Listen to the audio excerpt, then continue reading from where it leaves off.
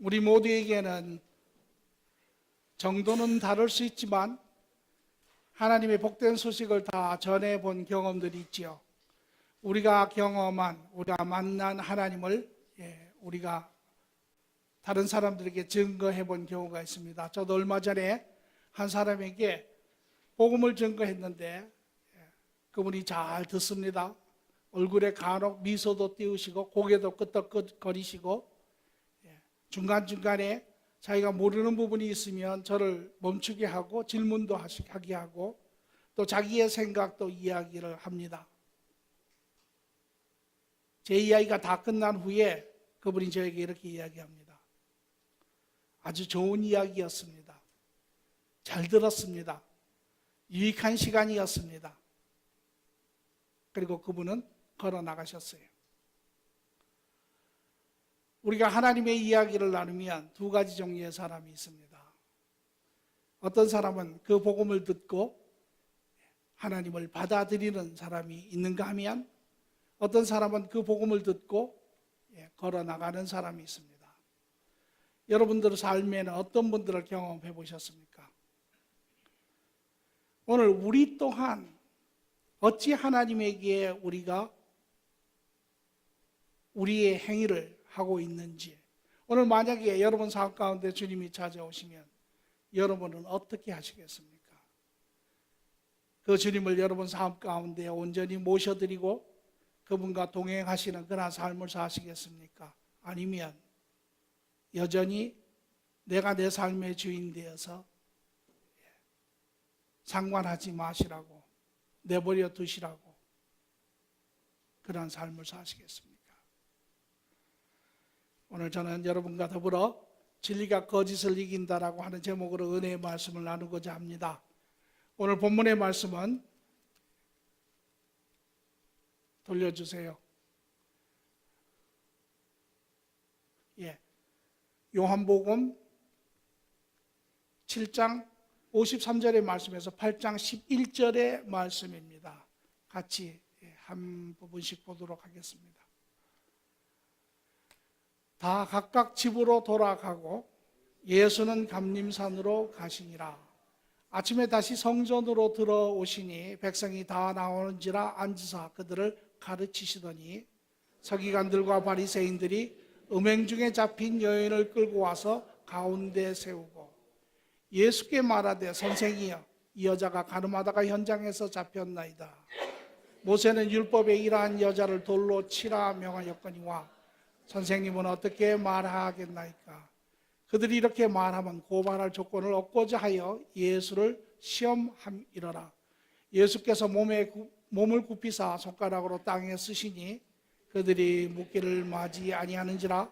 이에 일어나 이르시되 너희 중에 죄 없는 자가 먼저 돌로 치라 하시고 다시 몸을 굽혀 손가락으로 땅에 쓰시니 그들이 이 말씀을 듣고 양심의 가책을 느껴 어른으로 시작하여 젊은이까지 하나씩 나가고 오직 예수와 그 가운데 섰던 여자만 남았더라.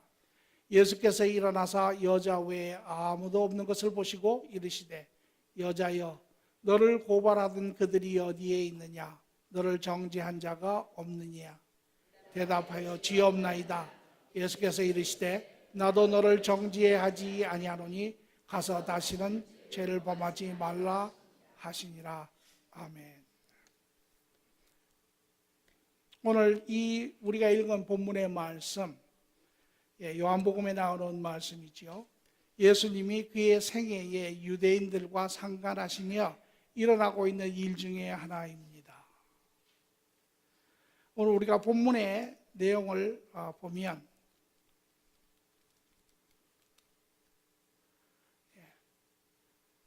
예수님과 유대인들이 만났을 때 어떠한 상관의 관계가 이루어지는지, 유대인들은 하나님께서 특별히 예수 그리스도를 위하여 준비시킨 민족이지요. 그런데 그 민족은 예수님이 오셨을 때 어떻게 예수님에게 대하시는지, 그것이 2000년 전의 이야기라면 오늘의 이야기는 이제 이 땅에 다시 오실 예수님을 위하여 오늘 일하고 있는 그러한 성도들이 있는데 교회지요. 오늘 교회는 예수님께서 찾아오시면 어떻게 상관할지, 또 성도 한 사람 한 사람은 그 예수님을 어떻게 대할지 우리 스스로가 한번 깊이 물어보는 그런 질문들이 되었으면 좋겠습니다. 오늘 본문의 말씀을 보니까 다 각각 집으로 돌아가고 예수는 감림산으로 가시더라. 아침에 다시 성전으로 들어오시니 백성이 다 나오는지라 앉아 그들을 가르치시더니. 오늘 우리가 이 말씀을, 물론 말씀이 이어져 가는 말씀인데요, 이 말씀에 보면 예수님이 끊임없이 유대인에게 오시는 것을 볼 수 있습니다. 예수님은 유대인을 찾아오시고 그의 공생하시는 동안에 끊임없이 유대인들과 상관하고 계시는 것을 볼 수 있습니다. 이 기간, 특별히 시기적으로는 이제 초막절을 맞이하고 장소는 예루살렘에 예수님이 절기를 지키러 올라오셨죠. 그리고 유대의 종교 지도자들 또 유대의 백성들을 만나시고 말씀도 가르치시고 합니다. 끊임없이 그들에게 다가가고 계시는 예수님. 그러나 오히려 유대 종교 지도자들은 이 예수님이 불편합니다. 오히려 거리를 두기를 원합니다. 나아가서는 이 예수님을 불편하다 못해 이제 제거하려고 하는 그런 노력을 봅니다. 그 이유인즉슨 예수님이 그들을 찾아가셔서 그들을 불편하게 만드시기 때문에 그렇습니다. 예수님이 그들에게 찾아가셔서 그들의 종교 지도자의 위치를 예수님이 몰락시키십니다. 너희가 유대인의 종교 지도자이냐? 너희가 섬기는 성전을 보라. 성전을 깨끗하게 하시고 청소하시고 책망하시고, 유대인들이 끊임없이 가르치는 말씀을 들으시며 말씀을 오히려 책망하시며 그들의 말씀의 권위를 떨어뜨리십니다. 안식일에 하시는 그분의 말씀을 유대인들이 대적하지, 어찌 안식일에 이러한 일을 행하는가? 예수님이 바른 교훈으로 가르치십니다. 안식일의 의미가 무엇이니요? 안식일의 주인이 바로 나니라. 도대체 이해하지를 못합니다. 뿐만 아니라 그들이 지도자로서 가지고 있는 사람들의 신임도가 점점 떨어지기 시작을 합니다. 많은 사람들이 이제 예수에 대해서 이야기를 합니다. 그리고 일부분이 예수를 쫓아가기 시작하고 일부분이 말하기를 그가 아마 그리스도시일 것이다 라고 이야기를 합니다. 그가 누구일까? 모든 유대인의 관심이 예수에게로 가 있습니다. 이에 유대 종교 지도자들은 불편하기가 짝이 없습니다. 그래서 어찌하면 이 예수 그리스도를 넘어뜨리게 할까라고 생각을 하죠. 여느 때와 같이 지금도 성전에서 말씀을 가르치신 후에 저녁이 되었습니다. 모든 사람들은 다 자기의 집으로 돌아갑니다. 배도 고픕니다. 가서 가족들과 만나 식사도 하고 따뜻한 보금자리에서 쉬기도 합니다. 그런데 오늘 본문의 말씀을 보면 예수님은 감람산으로 가셨다라고 이야기를 합니다. 왜 그렇습니까? 예수님은 갈 곳이 없기 때문에 그렇습니다. 예루살렘에 오셔서 하나님이 예수님을 위하여 예비하신 민족이 유대인이고 그곳에 하나님의 성전이 있고 그곳에 하나님을 섬기는 유대 민족이 있음에도 불구하고 아무도 저녁이 되었는데 예수님을 챙기는 사람이 없습니다. 사람들은 다 자기의 집으로 돌아갔지요. 그러나 예수님은 갈 곳이 없어요. 하나님이신 그분이, 우주를 주관하시고 지으신 그분이, 자기를 위하여 세운 민족에게 오신 그분이 영접받지 못합니다. 이방인입니다. 오히려 외톨이입니다. 갈 곳이 없어요. 감람산은 예루살렘에서 얼마 떨어지지 않은 베다니에 가는 길에 있습니다. 그곳에는 포도원들이 있고 그곳에는 겟세마네 동산이라고 하는 작은 동산이 있습니다. 그곳 따뜻한 경사지에 하루 저녁을 묵으시러 가시는 모습을 볼 수 있습니다. 오늘 여러분과 저 교회는 예수님을 또 예수님을 위하여 준비된 그러한 사람들입니다. 은혜를 받은 자들입니다. 오늘 여러분의 가정에 여러분의 삶에 예수님이 찾아오시면 여러분은 어찌하시겠습니까?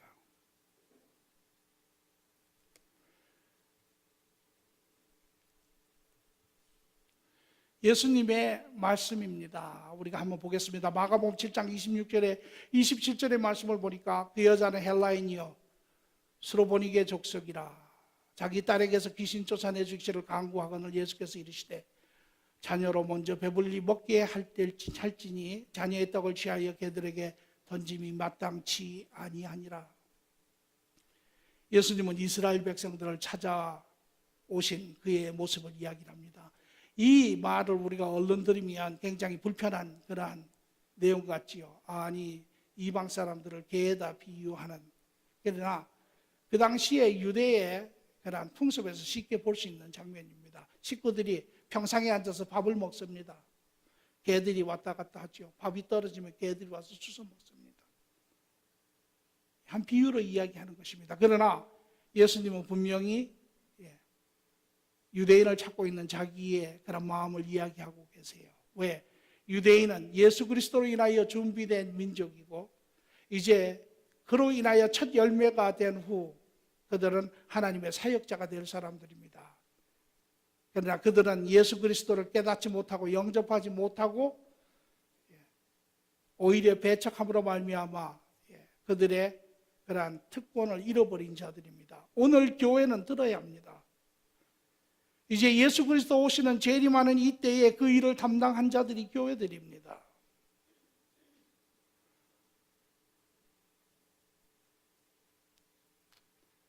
교인 한 사람 한 사람, 성도 한 사람 한 사람, 오늘 여러분 삶 가운데 찾아오시는 주님. 이스라엘 백성들은 이것이 예수 그리스도께서 이야기하시는 내용입니다. 누가복음 13장 34절의 말씀을 보니까 예루살렘아 예루살렘아 선지자들을 죽이고 내가 파송한 자들을 돌로 치는 자여 암탉이 제 새끼를 날개 아래로 모음같이 내가 너희 자녀를 모으려 한 일이 몇 번이냐 그러나 너희가 원하지 아니하였도다.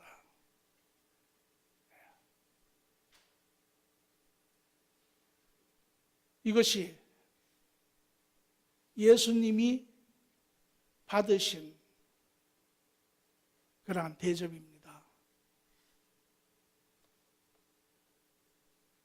한 절수를 더 보면 빌립보서 2장 6절에서 8절의 말씀을 보면 그는 근본 하나님의 본체시나 하나님과 동등함을 취할 것으로 여기지 아니하시고 오히려 자기를 비워 종의 형체를 가지사 사람들과 같이 되셨고 사람의 모양으로 나타나서 자기를 낮추시고 죽기까지 복종하셨으니 곧 십자가에 죽으심이라. 어느 신학자는 이것을 가르쳐 이렇게 씁니다. 자기가 자처한 그런 humiliation이라, 경멸이라 이렇게 했습니다. 왜? 예수님께서 하나님의 뜻에 따라 스스로 하늘의 모든 명예를, 영광을 다 내려놓으시고 이 땅에 인간으로 오셔서 자기를 위하여 택한 민족에게 가셔서 영접받지 못하시고 이제 그 유대인으로 인하여 또 나아가서는 모든 죄 가운데 있는 민족에게 가시지만 인간은 예수님을 원치 않습니다. 이것이 예수님이 하나님이신 그가, 구세주이신 그가, 심판자이신 그가 이 땅에서 그가 지은 백성들에게 받는 대접들입니다. 우리는 한번 깊게 생각해 볼 필요가 있습니다.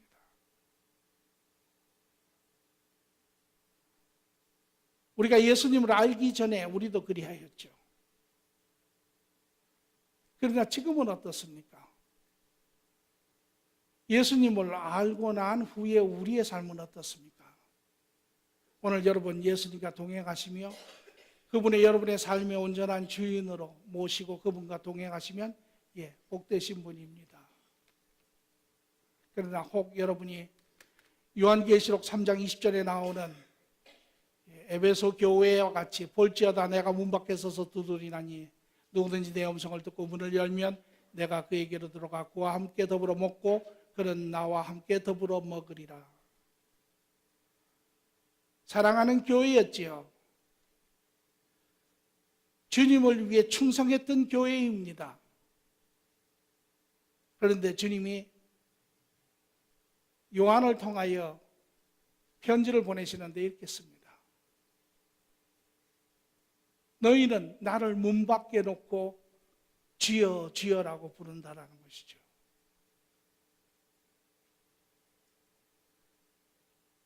오늘 우리가 믿음에 또 은혜에 우리가 자족합니까? 자만합니까? 오늘 우리가 다시 한번 우리 삶 가운데 찾아오신 주님이 어디에 계신지, 과연 그분이 내 삶의 주인이 되셔서 내 가운데 주관하시는지, 아니면 내가 여전히 내 삶의 주인이 되어서 그분을 문 밖으로 내치고 그냥 우리가 입으로 주여 주여 하는지 우리는 다시 한번 깊게 생각해 보아야 합니다.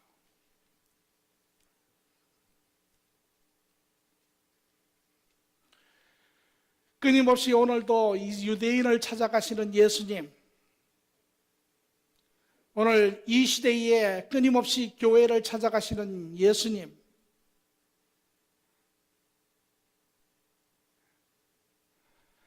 사절에 보니까 예수께 말씀하시다 선생의 여자가 가늠하다가 현장에서 잡혔나이다. 모세는 율법에 이러한 여자를 돌로 치라 명하였거니와 선생은 이렇게 어떻게 말하겠나이까. 그들이 이렇게 물으면 고발할 조건을 얻고자 하여 예수를 시험함이러라.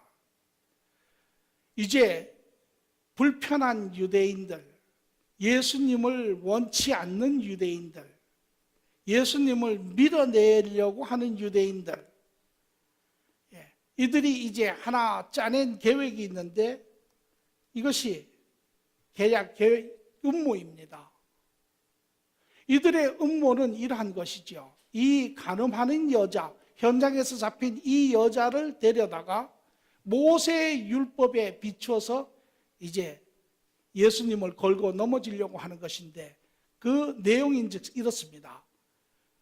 모세의 율법에 이러한 여자는 돌로 치라고 명하지 아니하였습니까? 라고 예수님 앞에 지금 들여 밀고 있습니다. 그래서 예수님이 그래 맞다, 모세의 율법에 따라 너희가 돌로 쳐라 라고 하면 예수님은 큰 문제가 생깁니다. 왜? 그 순간에 유대인들은 모세의 율법을 지키는 자, 하나님에게로부터 온 자 이미 확실합니다 라고 이야기를 하는데, 이 당시 유대 이스라엘은 로마의 속국으로 있으며 속국은 사람을 심판할, 처단할 권리가 없습니다. 그래서 유대의 법은 지킬지 모르지만 로마의 법을 어김으로 인하여 오히려 로마의 법에 따라 십자가의 처형을 당하는 그러한 운명을 피할 수가 없습니다. 이것이 첫 번째 부분이고, 만약에 예수님께서 모세의 법을 따르지 마라 라고 이야기를 한다면, 왜? 예수님은 이제까지 모든 죄인들에게 긍휼하신 분, 은혜를 베푸신 분, 그래서 모세의 법을 따르지 말라 하면 이제 이들은 공공연히 말하기를 하나님의 법을 지키지 아니하는 자, 하나님으로부터 오지 아니하였다라고 이제 공공연히 그 부분을 주장을 하겠죠. 이것이 그들이 가지고 있는 계획입니다. 그러나 이러한 사건을 통하여 실질적으로 일어나고 있는 보이지 아니하는 또 하나의 그림이 있는데, 그것은 무엇이냐면 유대인이 이것을 통하여 지금 예수 그리스도를 올가매려고 하지만 실상은 이 사건을 통하여 그들은 스스로의 모습을 드러내고 있는 것을 우리가 볼 수가 있습니다. 이 유대인들을 보십시오. 이들은 이 간음하다 잡혀온 여자를 통하여 나타나고 있는 것이 있는데, 첫째는 인간이 하나님의 법을, 또 유대인이 하나님의 법을 어긴 것에 대한 애통하는 마음이 전혀 없습니다. 두 번째로, 간음하다 잡힌 이 여인에 대한 긍휼함과 불쌍히 여기는 마음이 전혀 없습니다. 뿐만 아니라 이들은 지금 이미 손에 돌이 들려 있습니다. 예수님에게 말하기를 이렇게 이야기하는 것이죠. 칠까요? 칠까요? 말씀만 하십시오. 돌이 이미 손에 들려 있습니다. 그것은 무슨 소리입니까? 우리는 죄가 없다라는 것입니다. 우리는 거룩하다라는 것입니다. 왜? 그들의 근거는 우리는 모세의 율법을 지키기 때문에 우리는 죄가 없다라는 것입니다. 그들의 비정함과 하나님의 법에 대한 관심 없음과 그들이 외적으로 율법을 지키는 것에 만족하는 그들의 모습을 실상은 드러내고 있습니다. 그런데 이에 예수님의 답이 아주 기가 막힙니다.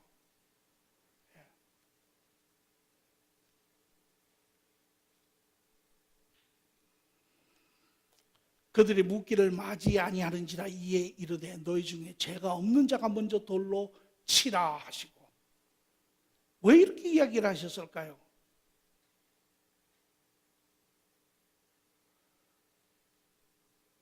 예수님은 그들의 마음을 이미 읽고 계시죠. 그리고 예수님은 그의 진리의 말씀을 들어 그들의 거짓된 마음을 이제 드러내고 계시는 것을 볼 수 있습니다.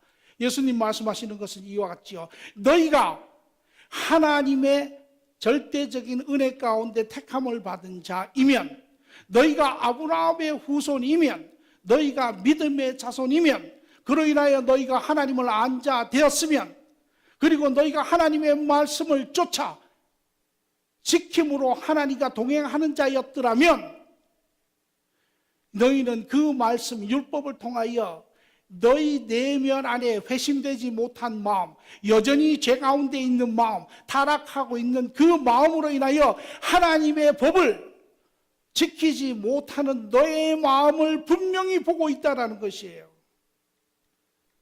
로마서 7장 7절에도 말하기를 그런즉 우리가 무슨 말을 하리요? 율법이 죄냐? 그럴 수 없느니라. 율법으로 맘지 아니하고는 내가 죄를 알지 못하였으니 곧 율법이 탐내지 말라 하지 아니하였더라면 내가 탐심을 알지 못하였으리라.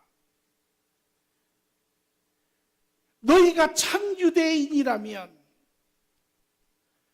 너희는 그 하나님을 알았을 것이고 그 하나님의 말씀을, 하나님을 사랑하는 자, 하나님의 말씀을 순종하였을 것이고 그 순종하는 자는 그 내면, 그 중심 깊숙한 곳에 여전히 타락한 마음으로 지키지 못하는 그러한 자신의 죄된 모습을 보는 자, 하나님 앞에 통회하는 자, 이것이 참 그리스도인의 모습이라는 것입니다. 그런데 너희는 가짜라는 것이에요. 너희는 거짓된 자라는 것입니다. 왜? 너희의 심령 가운데 하나님을 알지 못하고 하나님의 말씀이 있지 아니하고, 그러므로 너희 심령이 죄로 인하여 괴로워하지도 아니하고, 너희가 죄를 안다면 너희 형제 자매들의 죄 지은 자를 정죄하는 자가 아니라 긍휼히 여기고 불쌍히 여기는 자라는 것입니다.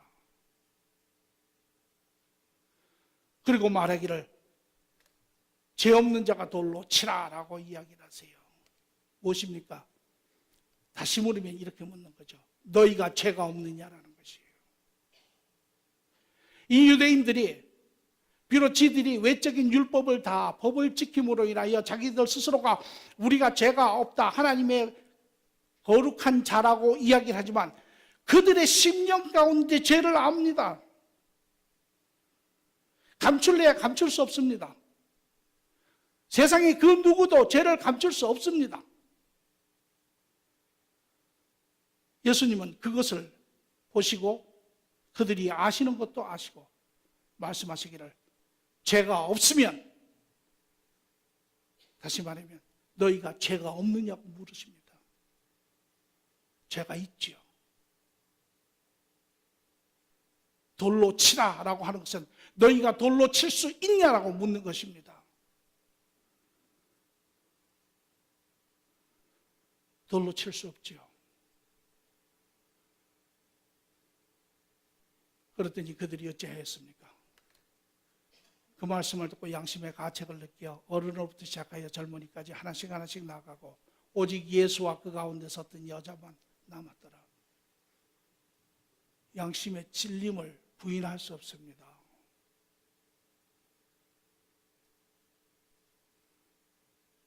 오늘 우리는 예수 그리스도로 말미암아 하나님의 은혜 가운데 있는 자들입니다. 그러나 하나님의 은혜로 이미 이루어졌지만 여전히 과정 가운데 성화의 과정을 걸어가는 사람들입니다. 오늘 성도가 가장 성도다운 것은 내 안에 그리스도로 인하여 성령님으로 인하여 회심된 내 마음이지만 여전히 내 죄성으로 인하여 내 안의 악한 모습들을 보며 통회하는 것이 가장 성도다운 모습입니다. 그런데 우리 회심한 후에는 회개 잘 안 하죠. 이제 다 은혜 안에 있는데, 다 사함 받았는데,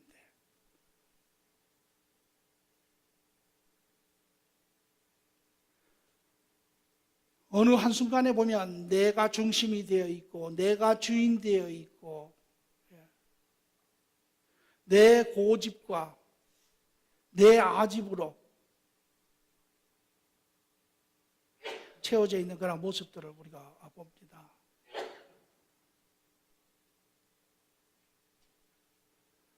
그리고 우리는 스스로에게 말할 때가 있습니다. 나는 참으로 거룩한 사람이라. 그리고 너무도 쉽게 우리 주위에 있는 사람들에게서 우리는 정죄하지요. 저는 돌로 쳐 마땅하다라고 이야기를 합니다.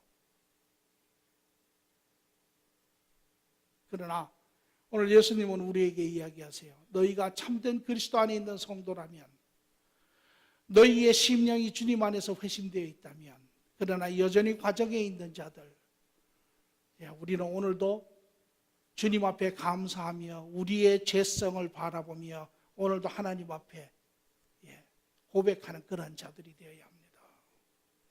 그리고 매일매일 새로워지는 그러한 은혜를 사모하는 자들이 되어야 합니다. 왜 우리가 가증한 자들이 되어갑니까? 왜 우리가 거짓된 거룩한 자들이 되어갑니까? 왜 우리가 돌을 들고 세상을 치려고 합니까? 그것은 하나님의 말씀이 비치지 않기 때문에 그렇습니다.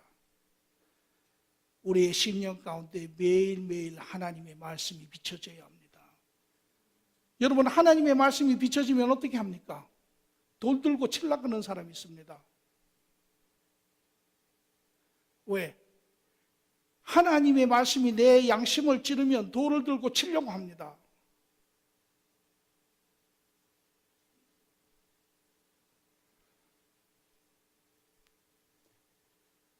우리는 하나님의 말씀이 비춰지면 그 안에 자신의 모습을 우리는 보아야 합니다. 오늘 유대인들 예수님에게 나왔을 때 예수님의 진리의 말씀으로 오히려 그들의 내면에 거짓된 것들이 드러났죠. 그런데 재밌는 것은 한 사람도 예수 앞에 무릎 꿇지 않았습니다. 그들은 양심이 찔렸지만 다 그들은 떠나갔습니다.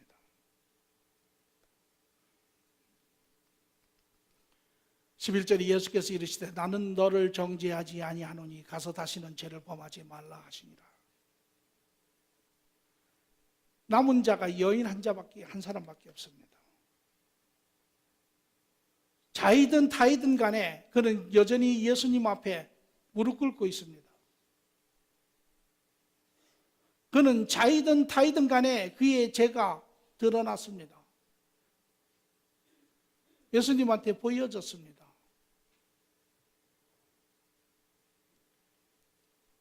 그런데 예수님이 그 여인에게 묻습니다. 너를 정죄하느냐?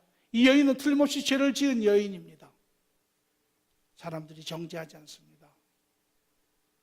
예수님은 말하기를 내가 너를 정죄하지 아니하리라.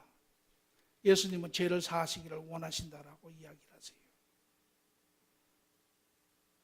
오늘 진리의 빛이 우리의 심령을 비치고 우리의 부족한 부분, 연약한 부분들이 드러날 때 그것을 받아들이고 주님 앞에 다가오는 자, 주님은 그것을 사하시기를 원하세요. 우리가 잘 아는 절수가 요한복음 3장 16절과 17절에 이어지는데 16절에 하나님이 세상을 사랑하신다라고 이야기를 하시죠. 그런데 17절에 이렇게 이야기하십니다. 하나님이 그 아들을 세상에 보낸 것은 세상을 심판하려 하심이 아니요 그로 말미암아 세상을 구원받게 하려 하심이라. 사람들은 우리의 악한 부분들이 드러나는 것을 원치 아니하고 그것을 감추려고 하나님 앞에 오는 것을 원치 않습니다. 그러나 하나님은 이미 우리의 연약하고 우리의 악한 부분들을 이미 알고 계시죠. 그리고 우리를 심판하시고 정죄하시고 책망하시려고 하시는 것이 아니라 지금은 구원하시려고 하신다는 것입니다. 지금은 우리의 모든 죄를 아시지만 지금은 그 우리의 연약한 것을 품으셔서 그분의 십자가로 인하여 우리의 죄를 구원하시기를 원하신다는 것이죠. 지금은 구원의 문이 열려 있습니다. 그러므로 고린도후서 6장 2절에 말하기를 이르시되 내가 은혜 베풀 때에 너희에게 듣고 구원의 날에 너희를 도왔다 하셨으니 보라 지금은 은혜 받을 만한 때요 지금은 구원의 날이로다. 지금은 하나님이 우리의 죄를 책망하시는 때가 아닙니다. 우리 스스로 우리의 죄를 인정하고 하나님 앞에 나아가면 오히려 하나님께서 우리를 지금은 품으시고 사하시면 되죠.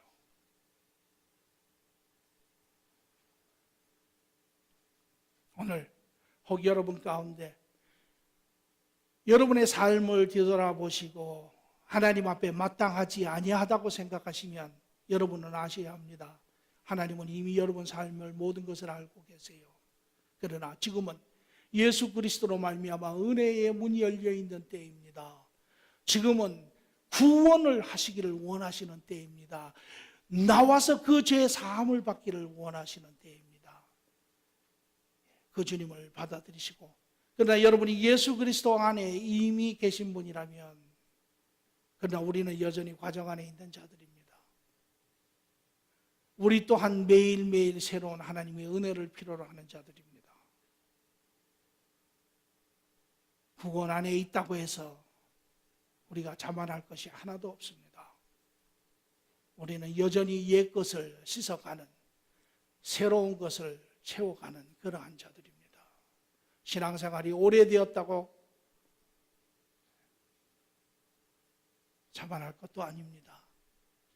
우리는 항상 하나님 앞에 겸허하게 하나님의 말씀으로 우리를 비치며 우리의 모습을 항상 정직하게 바라보는 그러한 자들이 되어야 합니다. 그리하면 요한일서 9장에 만일 우리가 우리 죄를 자백하면 그는 미쁘시고 의로우사 우리의 죄를 사하시고 우리를 모든 불의에서 깨끗하게 하실 것이라. 그러시죠. 오늘 저는 우리 공동체 모든 성도들이 이런 성도들이 되기를 바랍니다. 그리하면 우리 한 사람 한 사람이 참으로 주님과 바른 관계 안에 바른 그런 인격체로 자라가지요. 우리가 변하면, 내가 변하면 가정이 변합니다. 우리는 자꾸 남을 바꾸어서 변화시키려고 하는 버릇들이 있습니다. 내가 변하면 교회가 바뀝니다. 교회의 모든 성도 한 사람 한 사람이 내가 바뀌기 시작하면 하나님과 교제 안에 교회는 당연히 바뀌어지지요. 교회가 바뀌어지면 세상은 바꿔집니다. 저는 그 어느 때보다도 지금 세상이 바뀌어지기를 원한다면 교회들이 바뀌어져야 합니다. 교회가 바뀌어지려면 성도 한 사람 한 사람이 바꿔져야 합니다. 우리 한 사람 한 사람이 바꿔지는 것은 하나님과 바른 관계 안에 우리가 거할 때 바꿔지는 것입니다. 여러분은 심령이 새로워지시고 한 주 주님과 동행하는 삶, 여러분이 가시는 곳곳마다 여러분의 변화로 여러분의 주위의 사람들이 변해지는 축복이 있어지기를 간절히 바랍니다. 좋으신 주님 감사합니다.